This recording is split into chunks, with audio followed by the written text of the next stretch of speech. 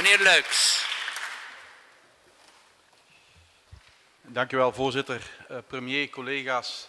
Vandaag stellen dat in Europa alles koek en ei is een enorm understatement. Deze brexit is geen exclusief Brits probleem.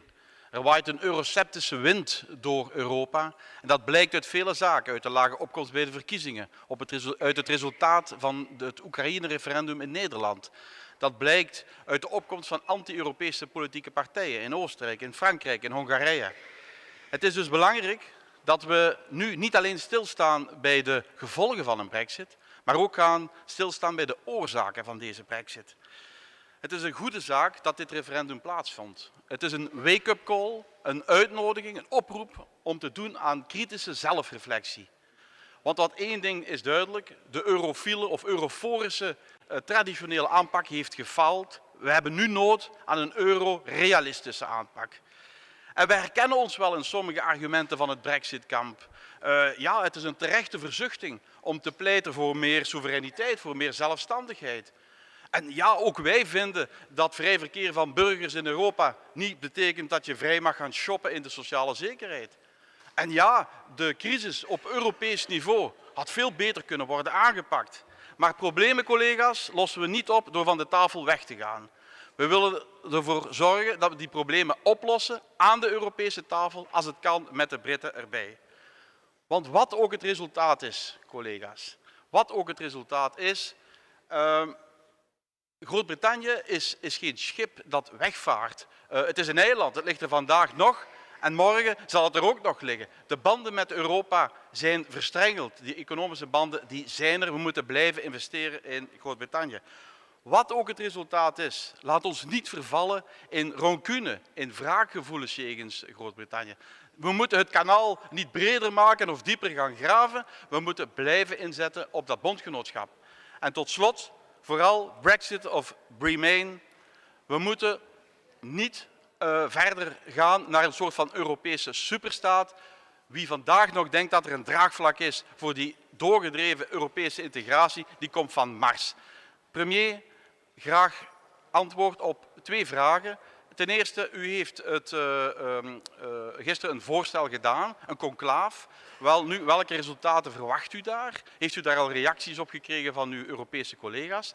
Ten tweede, wij vernemen dat de regering bij monden van meneer Peters een onderzoek of een werkgroep heeft samengesteld om de effecten van een brexit te berekenen. Heeft u daar ook overleg genomen met minister-president Geert Bourgeois, die ook in deze zin een onderzoek heeft laten uitvoeren? Dank u voor uw antwoord. Dank u, meneer Luyckx. Monsieur le Premier ministre. Merci, Monsieur le Président, chers collègues. C'est effectivement un vote important qui va intervenir dans quelques heures. Il s'agit d'un vote important, certains l'ont dit, pour les Britanniques, d'un vote important pour le projet européen également. Moi, je crois, avec le gouvernement, que l'Europe joue un rôle moteur, un rôle utile, un rôle positif chaque fois qu'il s'agit de se rassembler autour d'une ambition commune. Mais je constate, avec beaucoup parmi vous, que ces dernières années, l'Europe est apparue aux yeux des citoyens plus comme étant un organe amené à gérer des crises dans la difficulté et la souffrance les unes après les autres, et n'est moins apparu comme étant en situation de présenter de la valeur ajoutée, de présenter la démonstration que ce projet européen améliore la manière de vivre des citoyens dans l'ensemble des pays qui sont concernés. Ça, c'est la réalité, ça, c'est le diagnostic. Alors, c'est la raison pour laquelle, effectivement, 2 scénarios dans quelques heures vont se présenter. Soit il y a un vote pour le maintien, soit il y a un vote pour quitter l'Union européenne. Je vais répondre aussi à ces 2 options-là. Si c'est le maintien, la position du gouvernement sera d'exécuter loyalement l'accord qui a été conclu au mois de février et de tenter dans l'implémentation de cet accord de voir de quelle manière on peut transformer les points les plus favorables, par exemple pour soutenir la création d'activités, la création d'emplois, afin de faire en sorte que cette Europe soit réellement, authentiquement sociale en améliorant les conditions de vie.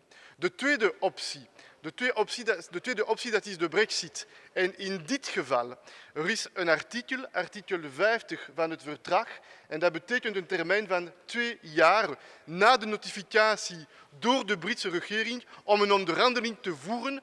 En dat betekent dat verschillende opties zou kunnen bestaan wat de nieuwe samenwerking betreft tussen Groot-Brittannië en Europa. Maar natuurlijk, de positie van de Britse regering van vitale belang zal zijn in de volgende uren wat dit betreft. Eén, op welk moment een notificatie plaatsvindt. En ten tweede, wat zijn de voorstellen van de Britse regering voor een nieuwe vorm van samenwerking met Europa en Groot-Brittannië.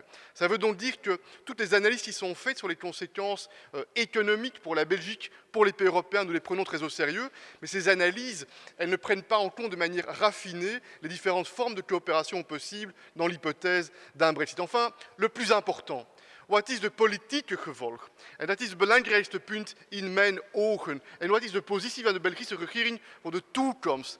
Ik ben overtuigd dat het van vitale belang is. In beide opties, ja of nee, dat is van vitale belang, zo snel mogelijk, op zeer korte termijn, in de verschillende maanden, de 3 volgende maanden in mijn ogen, een vergadering, een conclave op het hoogste niveau te voeren, een politiek niveau.